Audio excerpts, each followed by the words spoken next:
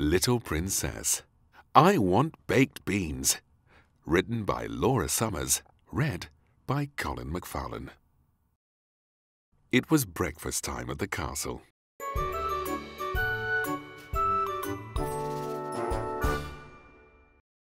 Finished! What about your baked beans, sweetheart? Asked the Queen, looking at Little Princess's unfinished breakfast. I don't like them, said Little Princess with a frown. They're too round and bumpy, and they look like rabbit poos. There aren't any rabbits in the kitchen, exclaimed the King. Why don't you try one? They're scrummy. Little Princess picked up her fork with a big sigh. Then she held her nose and popped the baked bean into her mouth.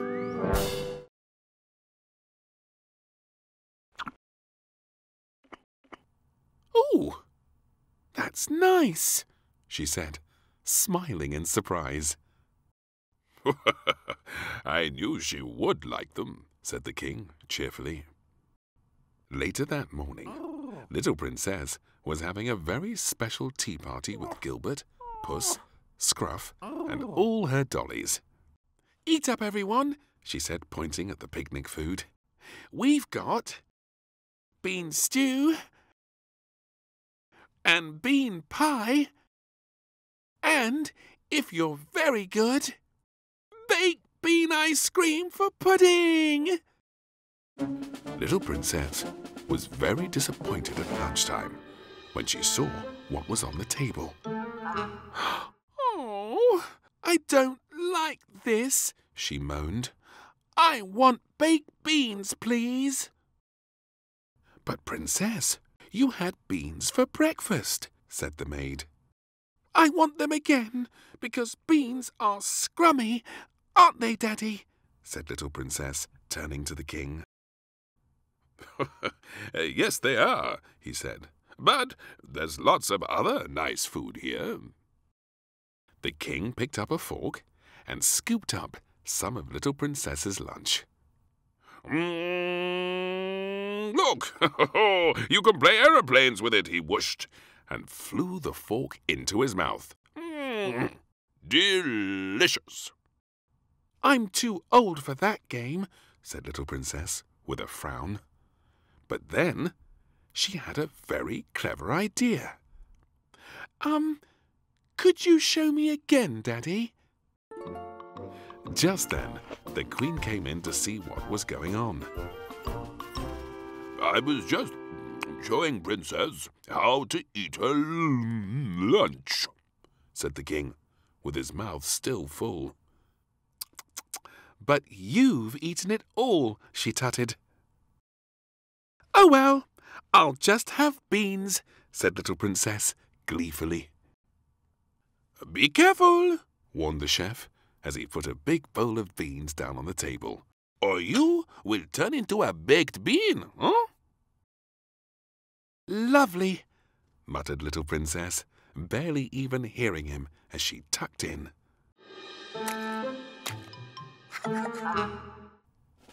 Later that afternoon, Little Princess was having a wonderful time playing on her space hopper. "Woohoo! Look at me!" she cried. "I'm pretending I'm a baked bean." For the rest of the week, Little Princess ate beans for breakfast. She ate beans for lunch. And she even ate beans for dinner.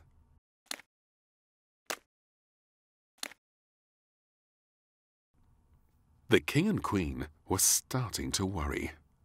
"Oh, it can't be good for Little Princess to only eat beans," said the King. "This tea time, Princess will not have beans," declared the chef, clutching a big basket of food.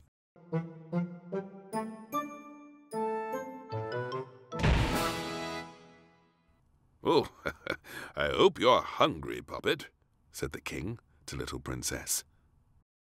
Just then, the general blew his trumpet to announce the arrival of Little Princess's very special tea.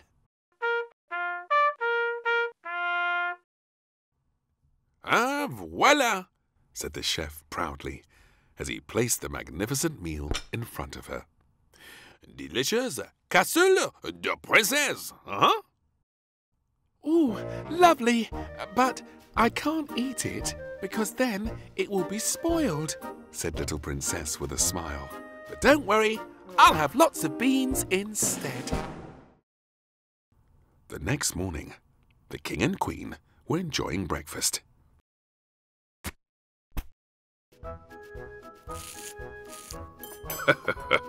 Yummy! Sausages and toast. Oh, how are your beans, Princess? Asked the king. Little Princess sniffed their delicious-smelling sausages. And then looked at her plate of beans. "Fine, thank you," she said. "We've decided to let you have as many beans as you like, sweetheart," said the Queen. The chef waved his tray at Little Princess.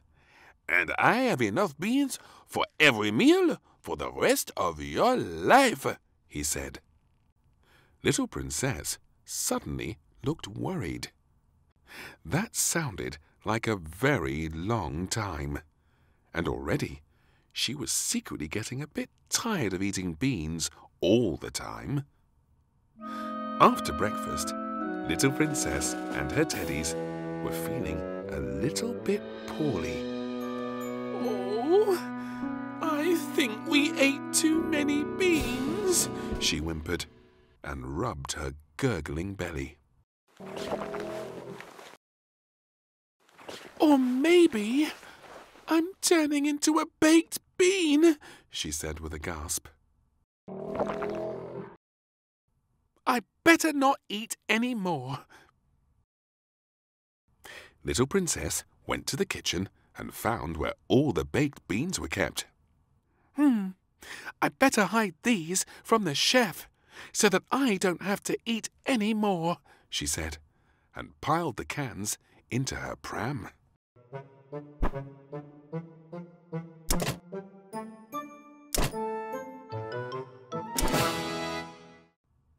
She hid some in the maid's laundry basket. She hid some among the reeds in the pond.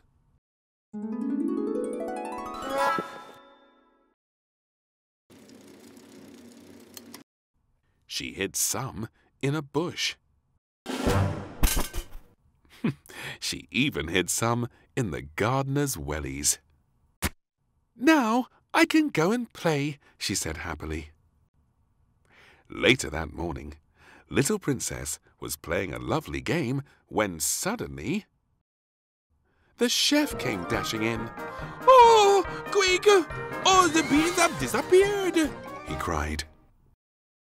Just then, the front door opened. "My blackcurrant bush seems to be growing baked beans," said the gardener. "And I found beans in my pond," said the admiral. "And these were in my clean washing," exclaimed the maid. "Fantastique!" cried the chef. "We have your beans again, Princess." But Little Princess was not very pleased at all. "Oh, no," she said sadly. "Beans are your favorite, Poppet," said the king. "You like beans, beans, and more beans." But Little Princess was very tired of beans by now. "I don't want beans any more," she bellowed. The king and queen nodded kindly and gave her a pat on the back. "I see," said the king. "You only had to say, sweetheart." "For lunch, we will have no beans whatsoever," announced the chef. "Hurrah!" cheered Little Princess. "And today I'll make lunch for everyone." What a lovely treat! They all applauded. A little while later, and Princess had finished preparing the feast. Lunch is ready, she called, and put a plate of freshly made sandwiches on the table. Yummy! Well done, Princess, said the king, and they all reached for a sandwich.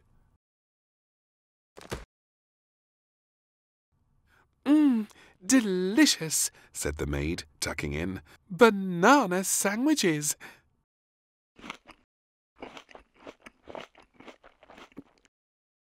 From now on, I'm only going to eat bananas, said Little Princess, with a big grin. Only bananas? Everyone groaned. Oh, dear.